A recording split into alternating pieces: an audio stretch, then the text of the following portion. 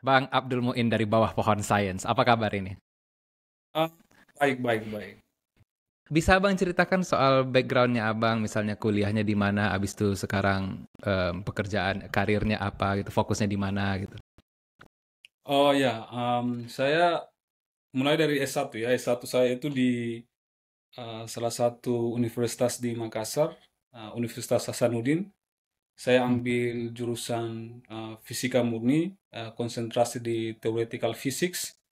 Kemudian S2 saya lanjut di Amerika, di Minnesota, University of Minnesota, mengambil pendidikan sains, khususnya fisika kan.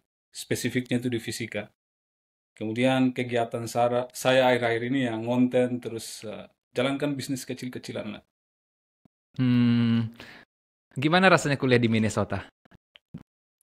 Wow, uh, itu sesuatu yang sangat unimaginable at the first time karena um, mimpin untuk kuliah di luar negeri itu pertama sekali, pertama bagi saya itu sesuatu yang unreachable kan, tidak bisa saya jangkau. Tapi it happens gitu. Jadi saya merasa bangga, terharu, terus bahagia sekali ketika bisa punya kesempatan untuk lanjut kuliah di Amerika kan. Dan saya sangat happy sekali tinggal di sana karena semua fasilitasnya lengkap dan ya luar biasa lah kalau kalau saya bilang. Kenapa milih kuliah di Amerika dan kenapa Minnesota gitu? Ada nggak alasan khususnya? Oh ya, saya milih di Minnesota karena University of Minnesota khususnya ya, itu karena programnya. Di sana kan saya kan punya keinginan untuk mengembangkan pendidikan sains di daerah saya kan, di daerah Maluku. Saya kan berasal dari Maluku. Jadi saya ingin mengembangkan pendidikan sains di daerah saya karena saya berangkat dari pengamatan saya bahwa di daerah saya itu banyak sekali sekolah-sekolah yang tidak hanya kekurangan guru fisika, tetapi proses pembelajaran sains itu masih sifatnya itu konvensional. Artinya guru mengajar depan kelas, terus siswanya itu ya mencatat aja gitu. Nah, jadi saya mencoba untuk belajar lebih dalam lagi mengenai uh, bagaimana ini kan mendeliver science itu in much more engaging style gitu dengan melibatkan siswa. Nah, karena saya backgroundnya fisika murni, tidak mungkin kan saya jelaskan tentang black hole, tentang alam semesta paralel atau teori relativitas umum Einstein kepada siswa tanpa saya punya pengetahuan dasar mengenai pedagogi atau cara mengajar yang baik gitu. Karena kan kalau fisika murni, ya apa kerjanya ujung-ujungnya kalau bukan mengajar kan? Jadi ya bagaimana caranya supaya mendeliver science itu supaya anak-anak misalnya anak umur 9 atau 10 tahun itu bisa paham gitu.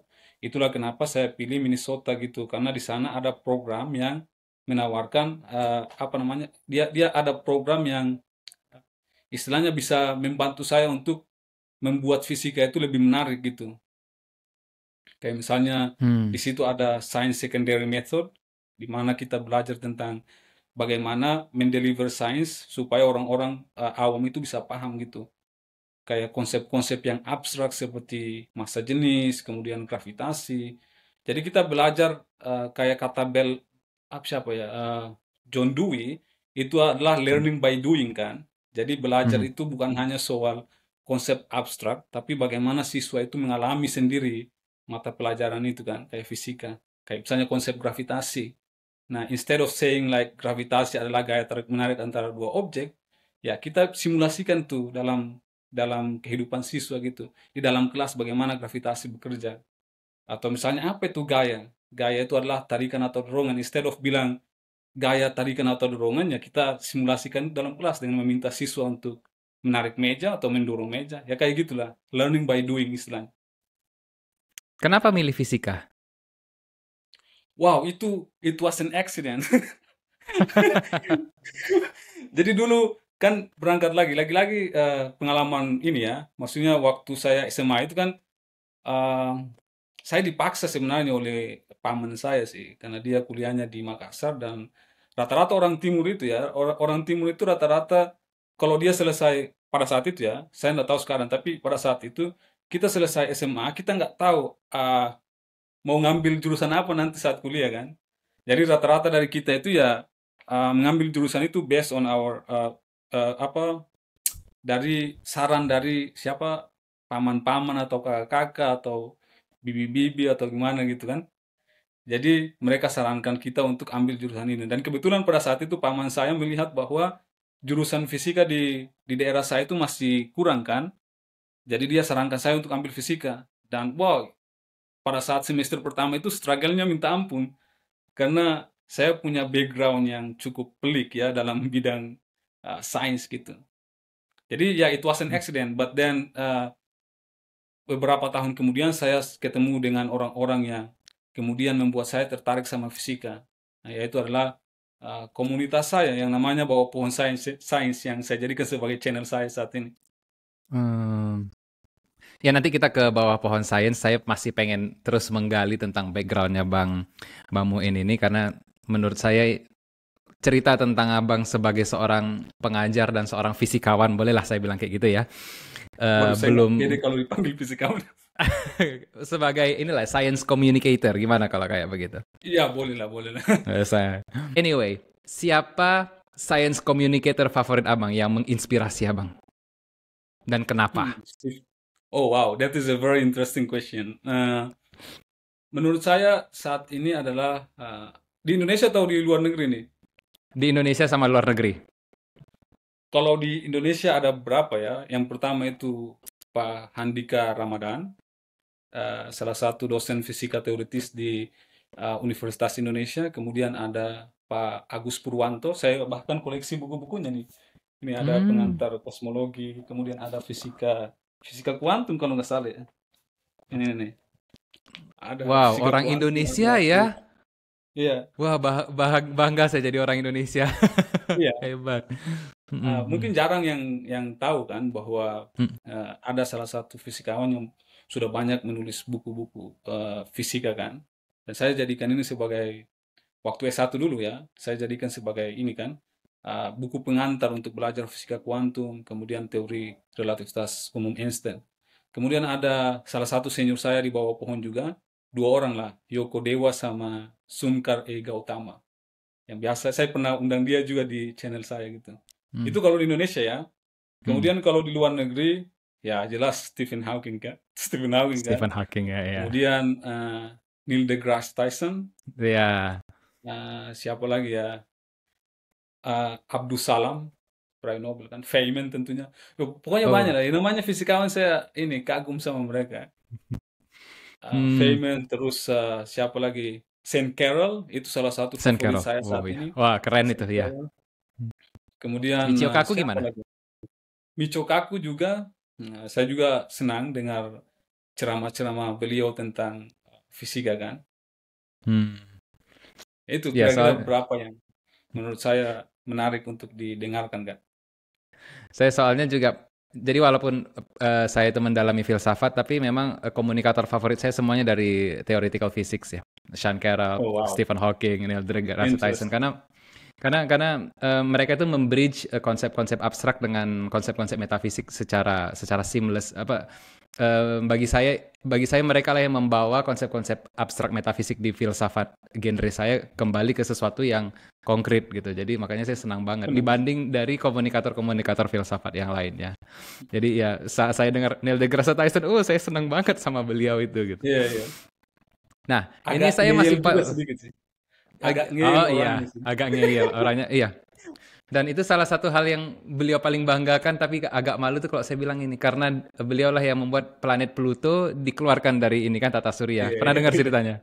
Iya. Tapi menarik kalau dia bahas tentang sains dan agama tuh. Ada video itu yang paling menohok sekali tuh ketika dia bahas antara agama dengan sains kan. Bahkan dia sebutkan juga bahwa beberapa nama bintang itu berasal dari Arab kan.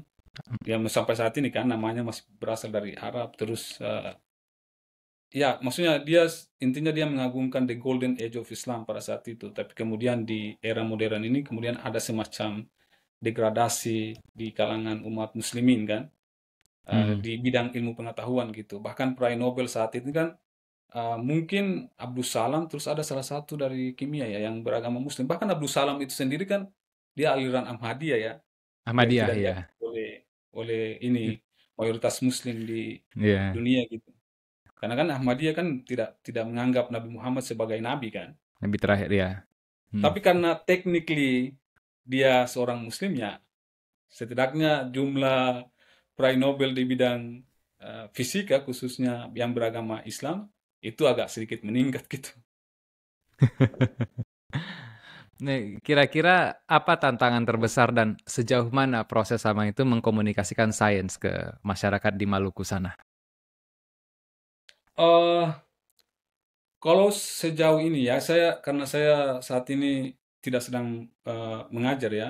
Saya mungkin beberapa karena sibuk buat konten sama apa menjalankan bisnis. Jadi mungkin mungkin beberapa bulan ke depan saya akan mengajar lagi di sekolah. Eh, tapi salah satu tantangan terbesar menurut saya saat ini adalah stigma stigma terhadap sains itu sendiri kan yang identik dengan rumus-rumus, kemudian konsep-konsep abstrak itu yang sedikit menantang sih karena orang-orang sudah beranggapan bahwa belajar sains itu identik dengan matematika, rumus-rumus harus hafal rumus ini dan itu kan. Jadi itu juga menjadi tantangan. Kemudian ini mau dalam konteks sekolah atau media sosial nih, karena kan saya Eh, sekarang kit- kita sekolah dulu, nanti kita ke arah media sosial. ya. Jadi tantangannya itu sih sebenarnya bagaimana membuat sains itu menarik kan? Karena di tengah keterbatasan fasilitas dan lain sebagainya kan. Ya tahu di kelas.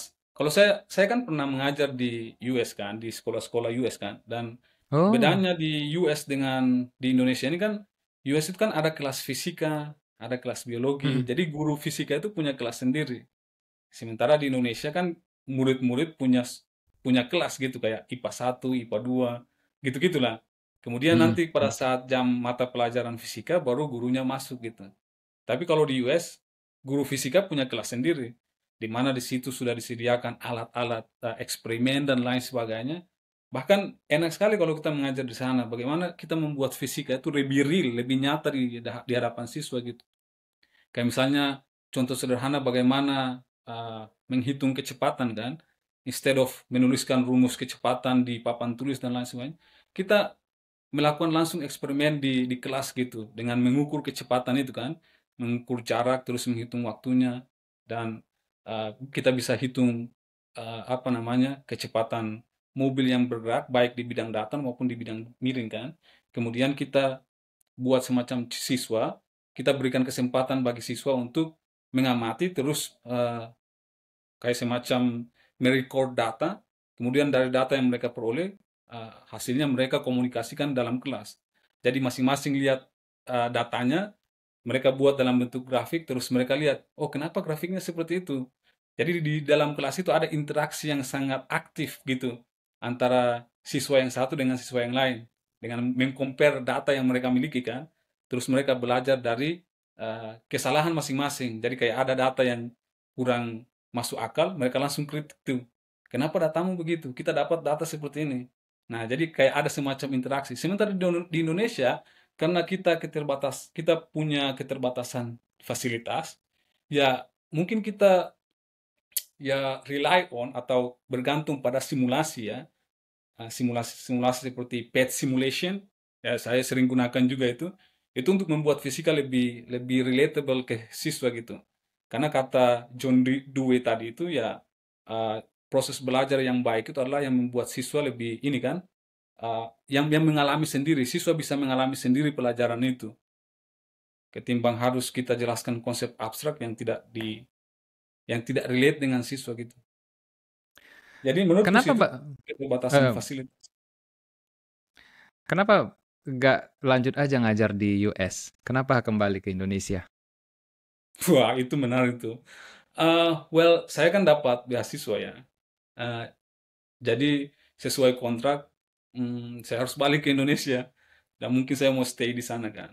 Kalau saya mau stay, ya enak sih stay di sana. Kan bahkan saya pernah ditawari juga untuk mengajar ke kayak tempat rural area di Amerika kan. Dan di situ Hmm. bahkan gurunya itu bilang, kalau kamu mengajar di sini, beasiswamu itu kami akan bayar kembali gitu. Maksudnya mereka akan bayar kembali ke negara kan. karena saya dapat beasiswa dari negara, makanya ya gitu. Dia bilang kalau kau berani mengajar di sini berarti semua beasiswamu yang kau dapatkan dari negaramu akan kita bayar gitu. Tapi karena saya beban moralnya juga ada, saya ingat pada saat saya menulis esai untuk lamar beasiswa, kemudian saya interview, dan pada saat interview itu kan ditanya tentang alasan kenapa lanjut kuliah kan, dan salah satu alasan itu adalah dengan melihat kondisi pendidikan daerah saya kan, dan itu jadi beban moral bagi saya gitu. Kalau kita ingin cari uang ya stay di Amerika itu is a good choice gitu kan. Hmm. Tapi kembali lagi soal beban moral tadi, saya sudah diberikan kesempatan oleh negara untuk mengenyam pendidikan lebih tinggi di negara yang punya fasilitas luar biasa. Kemudian karena ada tawaran yang sedikit menggiurkan bagi saya, kemudian saya lepaskan ideologi saya atau nasionalisme saya sebagai seorang anak bangsa kan.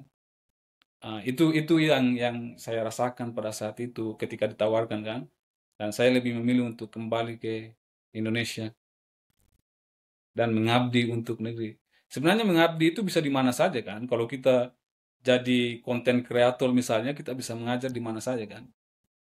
Tapi ya, ya gimana ya, kita harus relate juga dengan siswa kan, membangun. Karena salah satu tantangan menjadi komunikator sains itu adalah kita tidak bisa, kita memang mengajarkan konsep, orang-orang mungkin bisa paham, tapi soal apa ya, karakter, attitude, sebagai pengajar itu kan kita tidak hanya mengajar kan, mengajar konten kan, tapi kita juga mendidik orang, mendidik anak orang, dan mendidik dengan apa ya, mendeliver konten itu dua hal yang berbeda menurutku sih. Karena Mhm. ada transfer knowledge dan kita juga memberikan contoh tentang pendidikan karakter, terus attitude dan lain sebagainya kayak gitu. Jadi memilih di dalam kelas itu mungkin lebih bagus gitu.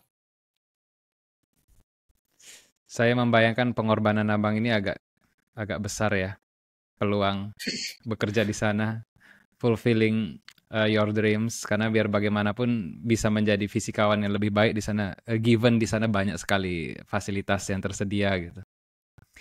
Dan apalagi dengan kondisi negara sekarang yang saya mau bilang seperti tidak memberikan peluang untuk abang itu bisa menjadi seorang fisikawan selainnya seperti di Amerika, tapi di sini tetap harus berjuang gitu. Oke lah, kenapa bawah pohon sains? Apa itu? Oke, Bawah Pohon Sains itu adalah salah satu komunitas di kampus saya dulu yang seperti yang sudah saya singgung tadi ya, bahwa yang membuat saya tertarik sama fisika itu karena Bawah Pohon Sains ini salah satu komunitas kecil yang ada di kampus Universitas Hasanuddin, Unhas. Unhas, dan di situ kita belajar banyak hal. Saya belajar banyak hal ya, tentang matematika, terus tentang biologi, kimia, kemudian belajar tentang filsafat, kemudian ada politiknya sedikit-sedikit, terus ada juga candaan-candaan terhadap, maksudnya kita bahas misteri tentang alam semesta dan kita menganggap wanita itu juga bagian dari misteri alam semesta, dan hal-hal semacam itu. Tapi yang paling dominan kita bahas adalah fisika, fisika, fisika, dan fisika gitu. Penurunan rumus fisika itu makanan kita sehari-hari ya. Ya kan, buktikan rumus-rumus E sama dengan MC kuadrat, kemudian persamaan medan Einstein yang gravitasi adalah kelingkungan ruang waktu itu kita turunkan rumusnya juga kan. Ya begitu-begitulah. Persamaan Schrödinger dalam mekanika kuantum, persamaan Maxwell yang jadi landasan untuk listrik, dan ini kan, bahkan teknologi-teknologi modern kita saat ini kan punya landasan yang sangat kuat di elektromagnetik, dan itu pekerjaannya Maxwell. Itu yang kita turunkan semua kita maksudnya buktikan rumusnya di komunitas kecil itu tuh. Nah, karena saya generasi terakhir itu di saya, angkatan pertama itu 2009, kemudian ada sedikit, oh tidak ada 2010 kalau nggak salah ya. 2009, kemudian 2011, dua orang.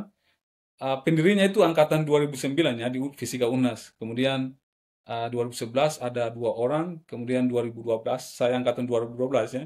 2012 ada dua orang. Nah, di angkatan saya itu terputus tuh, tidak ada lagi generasi berikutnya.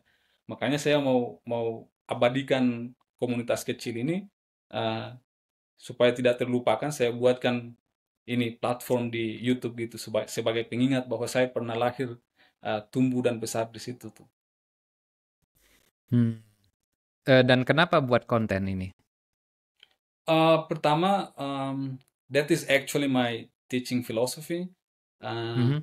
Like I think that if you educate a person, you can change the life. But if you educate many, then you can make the world a better place to live, kan? Jadi mengajar dalam kelas itu tidak hanya tidak puas bagi saya gitu, karena audiensnya itu cuma lingkungan sekitar kan. Tapi kalau kita gunakan platform di media sosial, kita bisa reach atau menjangkau audiens yang lebih luas gitu. Nah, untuk menyebarkan informasi mengenai sains kan ke audiens yang lebih luas. Karena bagi saya kalau kita lihat literasi sains di Indonesia itu kan masih rendah kan. Jangankan literasi sains, kita kalau nggak salah ya, data dari PISA kita urutan keberapa tuh? 62 atau 72 di sesuai data PISA ya, Seluruh. dalam hal literasi, kemudian math and science gitu. Kita masih kurang sekali gitu. Jadi dengan hadirnya channel Bawah Pohon Sains, saya ingin memberikan akses, membuat sains itu affordable atau accessible for everyone gitu, regardless of their background gitu. Sejauh ini how does the channel fare? Bagaimana progres channelnya?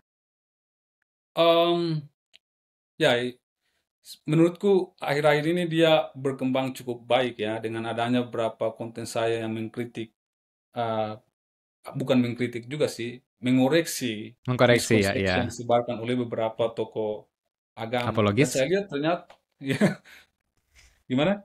Sorry. apologis kan tokoh agama. Kalau kita di bahasa di kalangan kami bilangnya gitu, apologis gitu. Oh wow, fancy word. Oke. It's a safe word. Iya. Oke, iya iya. Mhm.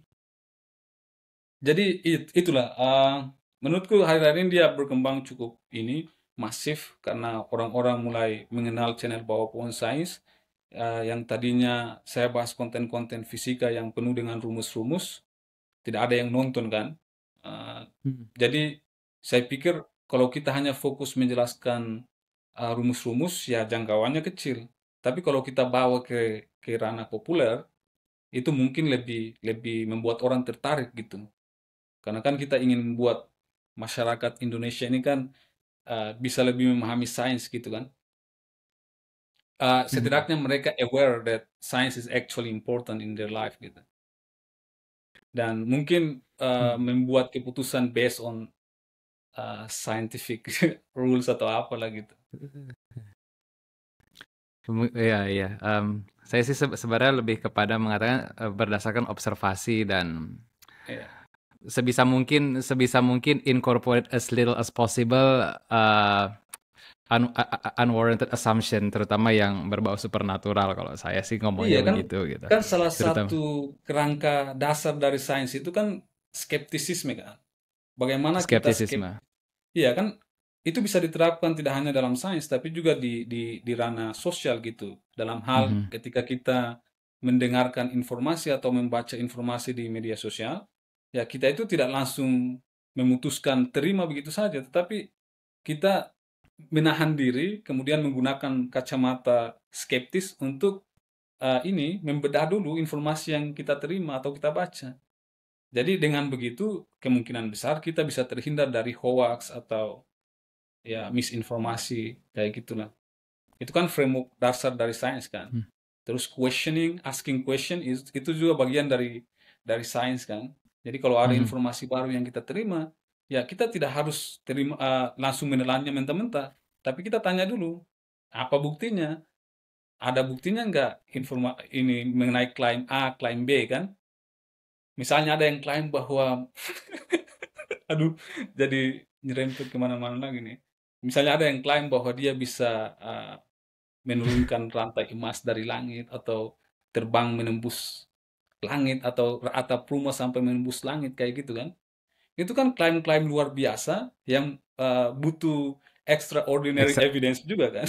ya, Carl Sagan banget. Iya. Jadi kayak kayak kalau kita kita nggak punya eh, bukan nggak punya basic science juga sih. Kalau kita berpikir secara rasional, eh, kemudian kita punya pengetahuan dasar mengenai sains, terutama dalam hal asking question, ini valid nggak? Ini benar nggak nih klaim-klaim seperti ini nih? Kalau kita pakai pakai kerangka dasar seperti itu kan, kita nggak mudah tertipu dan kemungkinan besar uang kita nggak habis juga untuk ini kan, untuk membeli air keramat atau membeli apa kayak gitu kan. Jadi bagi saya sains itu bisa menjadi salah satu alternatif untuk memprotek kita terhadap klaim-klaim nyeleneh yang kemungkinan besar uh, menghabiskan uang kita. Sejauh ini ada nggak orang yang mungkin melakukan testimoni ke abang yang mengatakan betapa channel abang itu berhasil merubah dia? Artinya edukasinya abang itu berhasil gitu. Ada nggak yang melakukan testimoni itu? Sejauh ini lumayan banyak ya, banyak yang DM saya minta terima kasih karena sudah membuka perspektif dia kan, yang awalnya dia berpikir tentang A, kemudian dia ubah mindsetnya karena penjelasan saya gitu. Dan itu salah satu uh, mata kuliah saya di S2 saya itu tentang itu, Science Secondary Method itu membahas tentang miskonsepsi di masyarakat kita. Hmm. Dan itu salah satu bagian dari sains juga kan. Itu yang awalnya kita berpikir tentang A, tapi ketika kita observasi, kita amati sendiri, ternyata fenomenanya B, ya kita harus ubah pandangan kita yang tadinya A berubah menjadi B gitu. Itu kan salah satu sudut pandang sains juga seperti itu kan. Bagaimana kita legowo untuk membuka diri terhadap fenomena baru yang lebih faktual dibandingkan dengan fenomena yang sebelumnya gitu. Dan itu yang dirasakan oleh orang-orang kan, ketika awalnya mereka berpikir tentang A, kemudian setelah saya berikan informasi yang lebih faktual, yang lebih bisa dipertanggungjawabkan secara sains, secara akademik, ya mereka langsung berubah pikiran kan. Soalnya begini, saya itu kan sebagai kreator ya, sering dihadapkan dengan algoritma di YouTube yang selalu menceritakan tentang masyarakat kita yang bodoh, yang tidak bisa menerima ilmu gitu. Dan apa namanya, ya menolak semua yang berbau sains, ilmiah, filsafat bahkan ya, in favor of pendekatan agama gitu, pendekatan-pendekatan yang irasional gitu. Dan jujur aja itu bikin saya pesimis gitu. Jadi saat saya tahu channel abang itu adalah bawah pohon sains dan dengan reach yang cukup jauh, saya merasa gini, oh berarti ada peluang untuk orang Indonesia bisa menerima cara berpikir yang alternatif. Sebenarnya ini bukan alternatif, ini yang mainstream gitu. Cara berpikir orang Indonesia yang alternatif, yang superstitious gitu kan. Tetapi karena memang mayoritas dia orang-orang kita superstitious, jadi akhirnya saya pikir itu yang dominan di Indonesia. Nah, makanya bagi saya seperti sebuah misteri jujur aja gitu. Bagaimana seorang Bang Abdul Muin ini bisa menggiring opini, pemahaman banyak orang Indonesia menuju pemikiran-pemikiran yang rasional gitu. Tentu apa ya bahasanya? Tentu pasti banyak pushback dari mereka ya kan. Kita udah bisa tahu lah orang dari mana, yang seperti apa kalangan yang nyerang abang itu kan. Nanti kita akan membahas itu. Tapi gini, kalau di rata-ratain ini, mana yang banyak respon positif seperti yang abang ceritakan atau respon negatif yang bakalan kita ceritakan nanti? Oh, sejauh ini banyak yang DM saya dan banyak juga yang komen di kolom komentar, namun saya tidak terlalu banyak melihat kolom komentar kan. Mhm. Kalau menurutku sih mungkin seimbang ya antara yang mendukung dan menghujat kan. Tapi itu kan dinamika yang harus kita terima ketika kita berbicara di depan publik kan. Mhm. Konsekuensi apapun itu kita harus terima. Tapi kembali ke tujuan awal kita kan. Tujuannya untuk mengedukasi orang, memberikan mereka informasi yang benar. Jadi masalah komen head komen atau apa gitu kan, itu saya nggak terlalu peduli tuh. Yang jelas kalau ada yang mengkritik saya coba untuk evaluasi diri apakah pernyataan saya atau informasi yang saya berikan itu sudah benar atau tidak. kalau benar, saya tetap teruskan, tapi kalau tidak, saya coba klarifikasi kembali. Kayak misalnya kasusnya kemarin kan, ada video saya mengenai apa ya, isotop besi kan, dan saya mengklarifikasi pernyataan Ustaz Adi Hidayat mengenai isotop besi, dan dia mengklaim bahwa isotop besi yang paling stabil itu adalah Ferum 57, dan itu berdasarkan surat Al-Hadid ya, ayat 57, ayat 25 sampai 26 kalau nggak salah ya. Dan itu sesuai dengan penomoran. Jadi dia coba untuk mengatakan bahwa penomoran surat apa ya, penomoran atom ferum ya, ferum itu nomornya berasal dari Al-Quran gitu. Nah, saya coba untuk klarifikasi itu dengan memberikan perhitungan matematis, kemudian paper ilmiah juga yang saya rujuk kan. Tapi kemudian ada yang komen di kolom komentar tuh, bahwa dia bilang bahwa awalnya saya bilang Ferum 56 yang paling stabil kan, bukan 57 seperti yang diklaim oleh Ustaz Hidayat kan.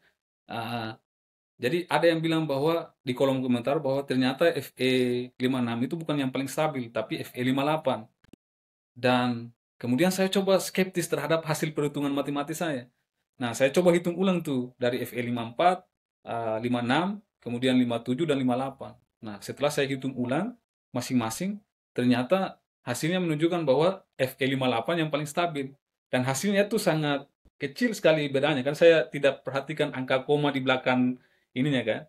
Jadi setelah saya hitung ulang terus saya perhatikan baik-baik, oh ternyata benar bahwa Fe58 yang paling stabil. Kemudian saya cari jurnal yang mendukung klaim tersebut, ternyata ada tuh yang menulis bahwa MP Fewell kalau nggak salah dia menulis jurnal tentang itu yang menyatakan bahwa Fe58 ya, Fe58 adalah yang paling stabil daripada Fe56. Nah, dari situ saya coba buat video lagi dan mengklarifikasi pernyataan saya, meminta maaf kepada audiens yang menonton video saya bahwa yang paling stabil itu ternyata adalah Fe58. Dan saya cantumkan tuh hasil perhitungan saya di bawah lagi, ya kan? Dan beserta link yang ini kan, link yang mendukung hasil perhitungan saya. Paper ilmiah. Yang kubu Fe57 gimana nanggapinya? Kubu Fe57 rata-rata ya, maksudnya yang saya lihat rata-rata mereka mengapresiasi ini ya, apa klarifikasi saya kan, bahwa tidak ada yang betul-betul sempurna di dunia, semua orang berbuat kesalahan kan, dan kesalahan itu bukan sesuatu yang perlu ditakutkan kan. Hal biasa dalam sains itu mengizinkan kita untuk berbuat salah terus-menerus, kemudian dari kesalahan itu kita belajar kan. Justru kita belajar lebih baik daripada kesalahan-kesalahan yang kita buat gitu. Nah, sementara orang-orang yang misalnya dari pendukung Ustaz Adi Hidayat atau jemaahnya Ustaz Adi Hidayat itu malah menghujat saya kan, dia bilang sok tahu dari awal kan ini kan mengklaim sini-sini ternyata salah juga kan. Nah, dalam artian mereka melihat bahwa kalau kita berbuat salah itu semacam kayak dosa besar gitu. Padahal kan kesalahan itu hal yang wajar gitu, dan kita belajar untuk menerima kesalahan itu bukan untuk mempermalukan diri sendiri, tapi sebagai ini apa ya, yang bisa membuat kita berkembang lebih baik lagi kan. Kita belajar dari kesalahan kita, dari situ ya kita berusaha untuk lebih hati-hati lagi dalam berbicara, mencari sumber-sumber yang lebih kredibel lagi. Terus kalau dalam hal urusan matematis ya coba teliti lagi saat menghitung dan lain sebagainya. Kayak gitu kan. Dan saya tidak terlalu tanggapi soal itu sih. Saya tuh ya yang bikin saya tuh agak lama membuat konten-konten yang lebih kritis kayak yang udah Bang lakukan tuh adalah salah satunya takut dengan serangan netizen kayak begitu. Karena jelas irisan konten saya pasti banyak sebenarnya tidak secara eksplisit menyerang agama mereka, lebih kepada by proxy saja gitu. Karena memang diskusi saya tentang ketuhanan, tentang eksistensi gitu kan. Ya, by proxy akan dibahas Tuhan mereka gitu, dan itu biasanya they take things way too seriously, way too personally gitu. Jadi saya takut gitu. Tapi di sisi yang lain saya ngelihatnya saya tidak akan mengatakan itu seperti tempat sasaran yang empuk untuk dijadikan bahan konten respon gitu, karena memang pada akhirnya kan kita ngerespon konten mereka, terutama di ustadz-ustadz yang salah atau pastor-pastor yang salah atau siapapun yang salah itu kan memang karena memang kita perlu meluruskan segala sesuatu ya. Setuju nggak? Bahwasanya kita yang bukan mau farming konten dari mereka, paham ya maksudnya ya? Gitu. Tujuan awal saya itu kan. Sorry, lanjut Bang. Sorry. Jadi maksud saya itu begini. Saya di satu sisi saya melihat apa namanya ya, mereka begitu banyak menyampaikan sesuatu yang salah gitu, dan selama ini saya juga melihat itu, tapi saya nggak tahu di bagaimana cara menjawabnya karena saya bukan seorang saintis, saya bukan seorang ilmuwan, dan saya tidak dididik secara sains, dan yang menjadi pertanyaan sama saya, orang-orang itu kredensialnya apa gitu, ngomong seperti itu basis berpikirnya siapa gitu, dan ya begini, ada alasan kenapa cocokologi itu merupakan cacat logika yang paling umum, karena itu memang paling mudah dan paling menarik kan gitu. Ya, jadi akhirnya saya ngerasa gini, aku pingin banget ini nyerang mereka, tapi nanti serangan baliknya pasti mengerikan gitu, dan ya tahulah serangan baliknya kan bukan serangan intelektual tapi serangan pribadi.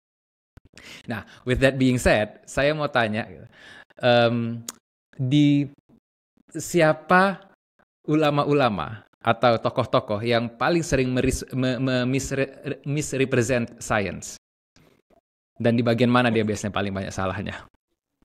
Wow, karena ada ini channel saya yang diserang, Bang. Wow, pertanyaannya tajam sekali ya. Siapa ya? Sejauh ini yang saya koreksi itu kan, Ustaz Adi Hidayat, dia sering membuat klaim-klaim yang sangat kontroversial. Misalnya verum isotop besi yang paling stabil itu adalah Fe57 karena itu sesuai dengan penomoran surat dalam Al-Quran. Kemudian ada klaim dia juga bahwa penemu atom itu bukan John Dalton tapi Jabir bin Hayyan. Kemudian ada klaim dia juga soal bentuk alam semesta yang seperti terompet. Kemudian ada klaim dia juga yang bahas tentang Albert Einstein belajar dari Ibnu Sina saat menurunkan rumus E sama dengan MC kuadrat kan, yang tidak ada bukti historis sama sekali di mana Einstein belajar sama Ibnu Sina kan. Tapi klaim itu ada gitu. Sejauh ini yang saya lihat, yang saya temui di lapangan itu ya Ustaz Adi Hidayat, kemudian saya lihat beberapa kali Ustaz Felix Xiao itu juga membahas tentang sains yang mana itu terdapat banyak sekali miskonsepsi di situ. Misalnya bukan baru-baru ya, 1 tahun yang lalu kalau dia ada konten dia sama Samuel Christ kalau nggak salah ya, itu membahas tentang Yesus itu sama dengan Isa kalau nggak salah ya. Di situ dia kutip pernyataannya Roger Penrose bahwa probabilitas Tuhan tidak ada itu adalah 10 pangkat 10 pangkat 10 pangkat 123 kalau nggak salah ya. Padahal dia understanding, maksudnya dia salah paham soal maksud dari Penrose itu. Jadi Ustaz Felix Xiao juga tuh, dia sering bahas fisika yang kebanyakan juga salah kaprah gitu kan.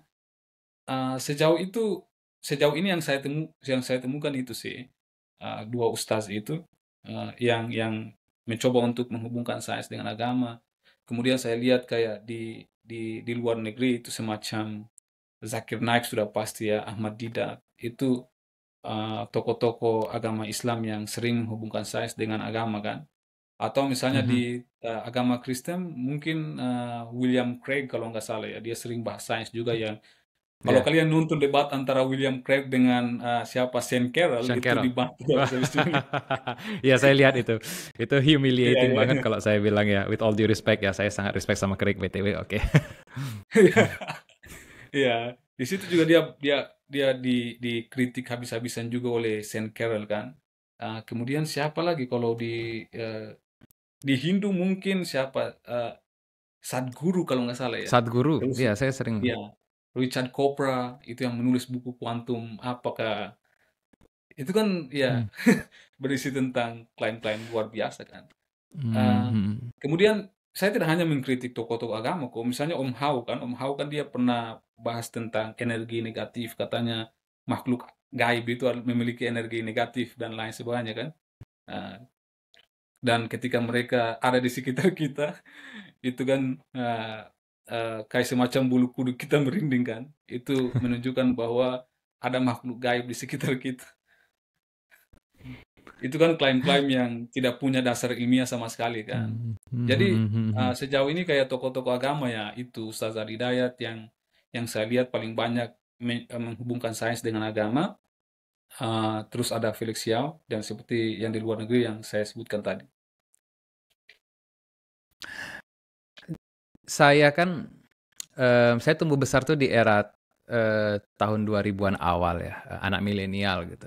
Jadi itu era di mana tren self help itu mulai berkembang.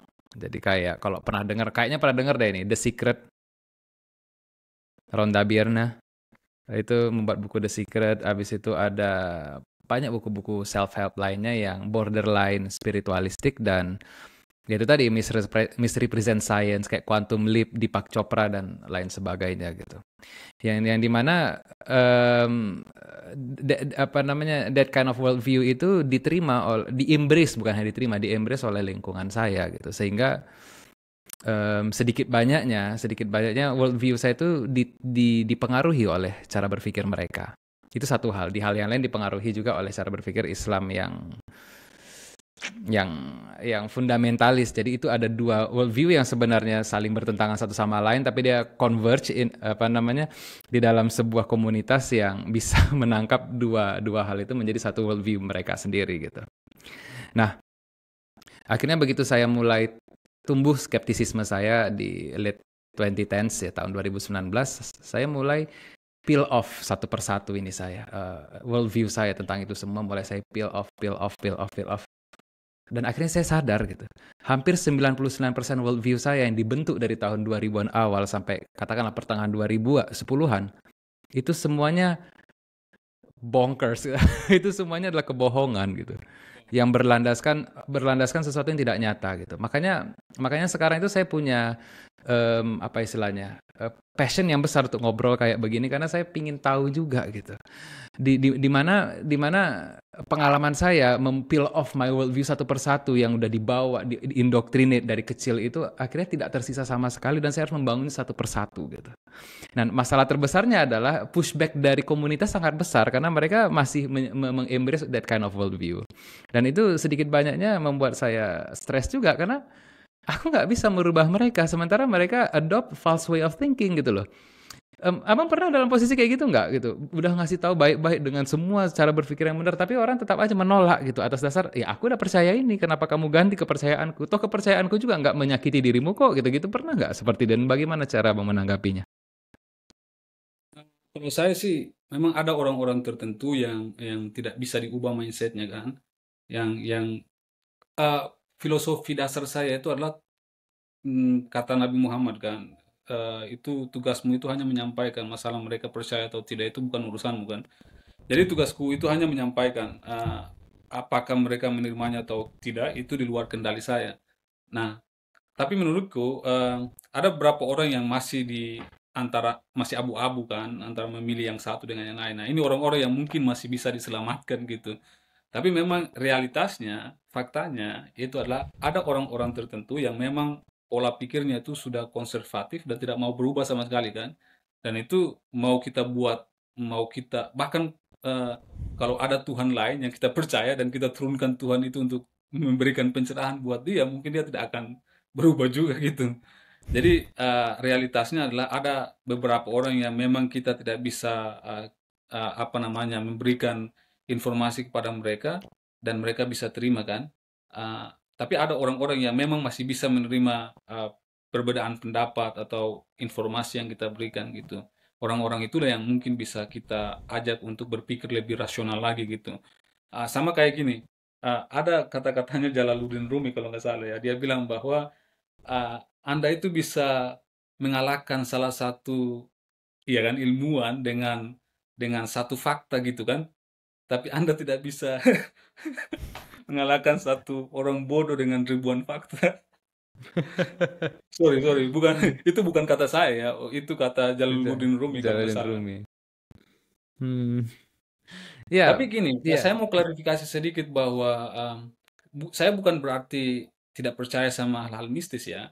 Saya Hmm. percaya karena saya percaya akan adanya atau eksistensi makhluk-makhluk gaib dan lain sebagainya kan, karena itu tertulis dalam kitab suci dan lain sebagainya. Kayak misalnya Al-Quran atau miracle atau apa namanya, miracle bahasa Indonesianya apa lagi? Mujizat, mujizat, sorry. Mujizat. Mujizat. Kita percaya akan adanya mujizat karena itu tertulis dalam Al-Quran misalnya kan, atau kitab suci. Misalnya kita percaya siapa Nabi Musa itu punya mujizat, Nabi Isa punya mujizat, Nabi Muhammad itu punya mujizat. Tapi percaya akan adanya mujizat tidak berarti semua orang yang mengklaim dia punya karoma atau mujizat itu kita juga harus percaya itu, ya kan? Percaya akan adanya eksistensi X bukan berarti kita juga harus punya kewajiban untuk percaya pada orang-orang yang mengklaim mereka punya kemampuan X gitu, ya kan? Jadi kayak misalnya ada yang bilang bahwa dia bisa menggandakan uang karena itu karomanya, ya saya tidak punya kewajiban untuk percaya itu. Atau misalnya ada yang klaim bahwa dia punya kemampuan tertentu, misalnya dengan membaca, menghatamkan Al-Quran dalam 1 kali tarikan nafas, itu kan klaim-klaim luar biasa yang butuh evidence yang luar biasa juga kan. Ya satu-satunya cara untuk menguji itu ya kita tanyakan mana buktinya kan. Misalnya dia bilang, saya tidak bisa menunjukkan itu di depan umum karena takut takabur atau sombong kan. Ya, kalau begitu ceritanya saya juga bisa mengklaim bahwa saya sebenarnya bisa menggandakan uang atau saya bisa menggunakan jutsu Edo Tensei untuk membangkitkan orang mati gitu. Terus kalau mereka minta bukti ya saya bilang saja kan, saya tidak mau takabur, saya tidak mau tunjukkan itu depan umum karena takut dianggap sombong kan. Jadi kan banyak klaim-klaim luar biasa yang ketika kita minta bukti mereka berdalih macam-macam dan malah menyerang kita bahwa atau menuduh kita bahwa kita tidak percaya akan adanya karoma atau miracle atau mujizat dan lain sebagainya. Padahal kita mungkin percaya sama mujizat, tapi bukan berarti kau yang kau manusia biasa yang mengklaim bahwa punya mujizat itu membuat saya percaya. Saya tidak punya kewajiban untuk percaya itu loh. Yang beredar di internet itu kan banyak sekali klaim-klaim luar biasa bahwa dia bisa ini, bisa itu, bisa itu. Ini kan klaim-klaim luar biasa yang butuh evidence yang luar biasa juga. Cuman ketika kita minta bukti ya mereka malah berdalih alasan sana sini gitu. Gimana orang-orang itu cara mengelawannya? Katakanlah misalnya tiba-tiba pengen mengdibang salah satu klaim luar biasa gitu. Ada tren di internet, TikTok atau Instagram gitu. Katakanlah dia jangan menggandakan uang lah yang agak mundane sedikit lah ya. Katakan dia bisa terbang gitu tanpa menggunakan bantuan alat apapun dan dia banyak pengikutnya gitu. Habis itu Amang berpikir ini harus kuluruskan ini. Kalau nggak kuluruskan ini bakalan parah ini. Bagaimana cara Amang memulainya? Oh, wow, caranya itu ya mungkin saya menjelaskan itu secara fisika bahwa itu tidak mungkin kan. Tapi kembali lagi sekuat apapun kita menjelaskan kalau ada orang, tapi kan ada saja yang percaya kan. Itulah problemnya gitu. Bagi orang-orang yang sudah mendewakan idolanya, sebagus apapun penjelasan kita itu tidak akan masuk di otak mereka. Karena dari awal sudah terdogmatisasi. Itulah yang jadi miris juga sih untuk saya ya. Karena banyak masyarakat kita itu mengidap penyakit appeal to popularity, appeal to authority gitu kan. Jadi orang-orang yang sudah populer atau punya otoritas tertentu, ketika mereka berbicara atau menyampaikan informasi tertentu, orang-orang di bawahnya itu langsung menelannya mentah-mentah tanpa mau berusaha untuk memverifikasi itu kan. Itu yang jadi problemnya, karena mereka menganggap bahwa karena ini ulama atau tokoh agama yang mana merupakan manusia suci, wakil Tuhan di bumi, maka apapun yang dia sampaikan itu sudah pasti mengandung kebenaran absolut. Padahal kan dia manusia biasa. Di dalam Islam itu kan manusia yang satu dengan yang lain itu diukur berdasarkan tingkat keimanan kan. Ketakwaan ya. Tingkat keimanan dan ketakwaan kan, bukan dilihat dari seberapa banyak hafalanmu. Ya boleh saja kamu punya banyak hafalan, tapi di mata Tuhan kamu bukan Islam, ya kan? Jangan saya mengaku Islam saat ini, tapi Tuhan menganggap saya bukan Islam, ya saya mau buat apa? Jadi kita itu terlalu terlalu apa ya, heboh atau terlalu mendewakan orang-orang yang populer, terlalu mendewakan orang-orang yang kita anggap suci dan menganggap bahwa dia tidak pernah salah gitu. Padahal pengetahuan kita itu terbatas, ya kan? Dalam arti ya kita boleh saja bagus di satu bidang atau mahir di satu bidang, belum tentu kita kuasai bidang yang lain. Jadi ketika mereka berbicara di luar bidang mereka, ya vulnerable atau rentan sekali terhadap miskonsepsi gitu. Dan miskonsepsi itu yang coba kita luruskan gitu. Namun ketika ada serangan dari mereka-mereka yang tidak suka dengan kita, ya tugas kita balik lagi ya menyampaikan kebenaran kan. Masalah mereka menerimanya atau tidak itu di luar kendali kita. Itu stoikisme lagi kan. Iya, karena kalau kita nggak Saya berpikir seperti itu, kita jadi ini sendiri, pusing sendiri kan. Karena kita mencoba untuk mengendalikan orang lain, sementara dia sendiri tidak mau tidak mau berubah gitu kan. Bukan mengendalikan dalam arti negatif ya, tapi mencoba untuk merubah ya, Pak. mindset dia bahwa ini loh informasi yang benar, informasi yang disampaikan oleh misalnya tokoh agama A itu tidak faktual, tidak berdasarkan data ataupun sumber-sumber yang kredibel gitu. Abang kan satu orang nih punya satu channel. Oke lah, 50-an ribu ya apanya subscribernya kurang lebih ya. 20 ribu berapa? Mohon maaf, 20, 20, saya 20 ribu. 20 ribu ya. Ya, harapannya bisa tembus 100 ribu ya. Biar makin banyak orang Indonesia yang nengok gitu. Amin gitu kayak. Amin, amin, amin.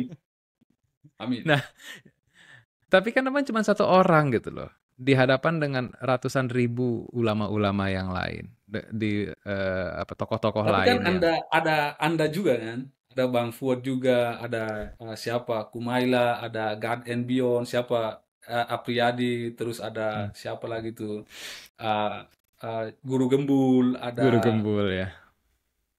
ada Felix Yao, Ustaz Felix Yao juga, meskipun ada beberapa miskonsepsi, tapi bisa bisa dikategorikan lah. Ada Ustaz Ali Saya Hidayat juga. Saya yakin, ah, maksudnya ah, ustaz-ustaz itu kan, maksudnya ustaz-ustaz itu saya yakin dan percaya mereka pasti open minded, mereka terbuka orangnya. Cuman ya orang-orang di bawahnya ini yang sudah terlalu hmm, fanatik, yang akhirnya ketika kita berikan informasi, mereka tidak mendengarkan kita, langsung komen hmm, gitu. Bahkan video-video saya itu beberapa kan panjang. Mereka itu mungkin hmm. nonton bagian hooks-nya saja atau 2 atau 3 detik pertama langsung komen tanpa tahu esensi yang ingin saya sampaikan di video tersebut kan. Sama kayak kemarin loh Bang, saya Hmm, buat video soal ini kan, eee, mhm, apa ya, apakah mendoakan, orang untuk masuk Islam itu pantas secara moral atau enggak kan. Banyak yang marah-marah juga tuh, karena bilang, "Ah, kau bahas sains sajalah, nggak usah nyerempet ke agama-agama." Loh, kita ini manusia kan, kita punya jiwa sosial, saintis itu juga punya sisi subjektivitas. Ketika dia melihat fenomena sosial yang terjadi, ketika itu bertentangan dengan nuraninya atau mengusik dia, ya dia akan mencoba untuk speak up gitu. Jadi bukan berarti kita belajar sains ya kita harus belajar bahasa sains saja terus sains. Kita juga punya sisi subjektivitas. Tapi ketika kita bahas sisi subjektivitas kita, kita tidak hubungkan dengan sains. Lantas kita langsung kan saya sering kok kalau di video itu saya kasih kasih klarifikasi di awal tuh bahwa ini pandangan saya. Bisa saja kalian juga punya pandangan lain yang jauh lebih bijak dan lebih baik daripada saya. Ya silakan berikan komentar gitu kan. Itu intinya kan. Kalau fenomena sosial ya semua itu subjektif kan. Apa yang menurut saya baik belum tentu menurut orang lain baik kan. Saya kira juga dalam filsafat ya semua argumen itu pasti ada counter argumennya gitu. Bahkan dalam sains juga seperti itu gitu. Ada yang lupa saya sampaikan sama Abang di awal-awal ya, bahwasanya udah saya sampaikan bahwasanya bilang gini, kalau di channel saya ini kita lebih banyak refleksi diri dan berpikir tentang kita ke depannya daripada Mhm. menyampaikan sesuatu yang mungkin audiens kita ingin dengar. Itu bukan gaya Iya. saya. Jadi di awal-awal ini di pertengahan ini sebenarnya ada sesi akhir, tapi ini sebenarnya masih di dalam skema yang udah saya susun. Ini masih di sesi pertengahan yang dimana saya ingin mendengar sebuah optimisme dari Abang dan saya sudah mendapatkan ya. Jujur aja saya agak agak pesimis gitu melawan audiens yang begitu begitu susahnya diatur, diajari dan bahkan begitu susahnya diajak untuk berbicara dengan level headed ya, dengan kebaikan gitu. Bukan dengan kebaikan juga ya, dengan berimbang gitu. Jadi ada satu kisah juga, saya soalnya begini, saya nggak bilang ini kebawa bawa sampai ke obrolan kita, tapi kemarin itu saya barusan rilis di video kawan ya, saya sebagai tamunya, saya itu ada mengkritik Fahrudin Faiz, karena saya anggap beliau itu bukan seorang yang mengajarkan filsafat, tetapi yang menggunakan filsafat untuk mengafirmasi agama. Nah, itu di teasernya itu saya seolah-olah mengatakan Fahrudin Faiz itu kontennya sampah. Padahal saya nggak bilang itu. Yang saya bilang Fahrudin Faiz seperti itu tadi mengajarkan filsafat dan banyak konten-konten di IG itu menurut saya sampah. Saya bilang itu. Nah, audiens rata-rata salah nangkepin semua. Dikira saya ngatain Fahrudin Faiz sampah gitu. Jadi ya ada yang senang, ada yang emosi dan dua-duanya ini menurut saya miss the point gitu. Karena gini, saya nggak mau kalian mendukungku gara-gara aku bilang Fahrudin Faiz karena I didn't say that gitu loh. Jadi jadi sebenarnya apa namanya? It comes in two ways gitu. Ini saya perhatikan ya. Jadi tapi terutama di niche yang saya ya kan, kalau saya kan memang Tuhan yang dibahas gitu ya. Tuhan yang dibahas, kalau abang kan science ya. Ini untuk saya meng-share my ini ya, my pengalaman. Jadi biasanya itu orang yang masuk di channel channel seperti saya ini atau irisan-irisan kayak saya ini either yang suka sama agama atau yang tidak. Yang tidak ini bisa yang tidak suka sama agama itu tapi dia suka sama agamanya sendiri atau tidak suka agama secara in general gitu loh. Nah, ini yang mau saya tanya. Em, Kan beberapa kali channel abang itu seperti seolah-olah by proxy, sekali lagi by proxy itu mendebunk banyak apa namanya religious knowledge gitu. Ada nggak orang-orang yang memang mendukung abang itu pakai bahasa Indonesia karena memang dia nggak suka dengan agama itu, jadi bukan karena dia memang ingin belajar sains tapi dia karena memang ingin diafirmasi ketidaksukaannya dengan agama gitu. Ada nggak yang seperti itu kira-kira? Ya, ya. Well, that is interesting case ya. Uh, ada beberapa yang seperti itu, yang dasarnya memang dia sudah nggak suka sama agama kan. Jadi ketika ada channel, jangankan itu, bukan hanya orang yang suka sama, yang nggak suka sama agama, bahkan orang yang berbeda pendapat dengan Ustaz A, itu lantas menggunakan video saya untuk menyerang Ustaz tersebut gitu. Jadi kayak Hmm. misalnya kasus misalnya musik kemarin kan, misalnya Ustaz Adi Dayat memberikan fatwa bahwa musik itu apakah ada eh, ada sahabat Properties? Nabi yang katanya Hmm. katanya pemusik katanya. Saya juga nggak kurang tahu detailnya, tapi eh, kasusnya itu digoreng kan. Mhm. Dan ada beberapa orang yang melihat video saya yang menjelaskan miskonsepsi dari Ustaz Hidayat, lantas menggunakan video tersebut untuk menyerang Ustaz Hidayat. Padahal poin dari video saya itu bukan untuk menyerang Ustaz Hidayat karena kasus musik itu kan. Saya tidak berafiliasi dengan pihak manapun gitu. Saya itu berdiri untuk melawan miskonsepsi yang ada di tengah masyarakat gitu kan, yang disebarkan oleh baik oleh tokoh-tokoh agama maupun public figure gitu. Tapi kemudian video saya itu digunakan oleh orang-orang tertentu untuk menyerang Ustaz Ar-Hidayat yang menurutku sangat disayangkan, disayangkan sih. Kemudian kembali ke pertanyaan Bang Fuad tadi, itu sebenarnya beberapa orang ya, itu memang dasarnya memang sudah tidak tidak suka lagi dengan agama. Jadi ketika ada video saya, mereka kayak semacam mendapat afirmasi begitu bahwa eh, oh agama ternyata begini. Padahal banyak juga orang yang beragama yang baik, yang tidak mau mencocokkan agama dengan sains. Kemudian banyak juga orang ateis yang tidak baik kan. Jadi Mhm. soal baik dan buruk itu kan bukan soal agama atau identitas kita kan, tapi ya sebagai manusia kan yang punya moral itu dasar dari itu fitrahnya manusia itu ya punya moral gitu, tahu mana yang baik dan buruk kan. Jadi ya gitu, memang ada beberapa orang yang seperti itu, tapi ya itulah realitas yang harus kita terima kan. Ketika kita berbicara depan publik ya pasti ada pro dan kontra, ada yang suka sama kita, ada yang senang sama kita, dan yang suka sama kita tidak butuh penjelasan, tetapi yang apa, yang tidak suka itu pasti mencari alasan untuk menjatuhkan kita kan, gitu. Oke, pertanyaan terakhir. Apa harapan Abang kepada Indonesia di kedepannya terkait dengan sains? Saya berharap sih dengan adanya konten-konten saya mudah dan beberapa konten kreator lain juga kayak Zenius kan, itu Hmm. pure physics. Menurutku fisika yang intinya yang dijelaskan secara detail itu di Zenius sih. Kemudian beberapa konten kreator lainnya juga. Salah satu idola saya juga di Indonesia ya, salah satu fisikawan teoritis yaitu Pak Handika Ramadan. Dia juga membahas fisika secara lebih detail di channelnya. Dan menurut saya ya konten-konten edukasi itu perlu diperbanyak supaya orang-orang mulai aware terhadap pentingnya sains dalam kehidupan gitu. Dan saya juga menganggap bahwa filsafat juga merupakan salah satu bagian yang atau subjek yang penting untuk ditelaah, dipelajari, karena itu memberikan framework atau kerangka dasar dari sains kan. Sains itu Mhm. berkembang salah satunya karena filsafat gitu. Ada Mhm. pertanyaan-pertanyaan yang basic yang sangat fundamental yang bisa membuat ilmu pengetahuan itu berkembang gitu. Jadi bagi saya, kalau kita tidak mau belajar sains, setidaknya kita membangun pola pikir kritis. Meskipun kita tahu bahwa sains itu mengajarkan pola pikir kritis kan, karena tadi dasarnya itu questioning, asking question, dan ketika kita asking the right question, kita bisa menemukan sesuatu yang baru gitu. Kayak misalnya dulu Newton, he was asking the right question, like yeah, he asked if an apple fall, does the moon also fall kan? Kemudian it Hmm. leads to the invention of gravity, the discovery of gravity gitu. Jadi pertanyaan-pertanyaan itu sangat penting dalam sains. Jadi harapan saya ke depannya semoga kalau kita tidak suka sama sains, minimal kita membangun pola pikir kritis.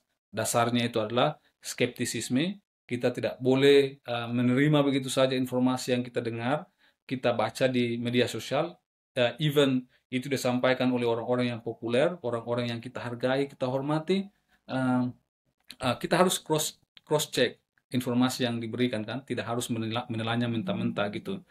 Karena yang saya amati kan di negara kita ini kan mayoritas orang-orang beragama kan. Dan rata-rata budaya budaya kita itu adalah mendengar, menghormati dan menghargai tokoh-tokoh agama ini. Jadi ketika mereka menyampaikan informasi kepada publik, itu langsung ditelan mentah-mentah karena apa yang disampaikan sudah pasti dianggap benar gitu. Itulah yang saya anggap, yang saya rasa cukup miris ketika tokoh-tokoh agama yang punya kekuatan untuk merubah peradaban itu malah memberikan informasi-informasi yang salah kepada masyarakat gitu.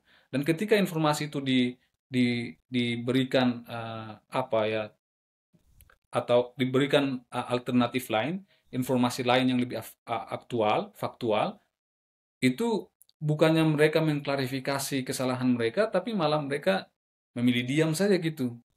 Padahal kesalahannya fatal kan. Itu bisa menyebabkan miskonsepsi yang berkelanjutan. Bahkan sampai saat ini kan orang-orang masih menganggap bahwa isotop besi yang paling stabil itu adalah Ferrum 57 kan, bahwa siapa penemu atom itu bukan John Dalton tapi Jabir bin Hayyan kan. Nah, saya berharap sih ke depan ada kayak semacam kedewasaan, terus sikap legowo untuk bisa mengoreksi ataupun mengklarifikasi pernyataan-pernyataan yang sudah terlanjur beredar di media sosial yang membuat lebih banyak orang percaya, padahal itu sangat tidak sehat untuk dunia pendidikan sains. Jadi saya berharap sih ke depannya orang-orang yang punya otoritas, orang-orang yang populer, minimal ketika kita berbicara di depan publik, minimal kan mereka punya tim kan harusnya kan. Nah, Mhm. timnya itu ketika mereka membahas hal-hal yang di luar bidang mereka, ya minimal di search dulu lah di apa ya. Pokoknya kita harus cari tahu betul-betul informasinya sevalid mungkin sebelum kita menyampaikan itu ke audiens yang lebih luas. Karena ya resikonya fatal loh. Kita bisa memprank seluruh Indonesia hanya dengan satu dua dua klaim gitu. Oke, Itu sih Mas. Bang Abdul Muin. Terima kasih. Thank you Bang Fuad. Salam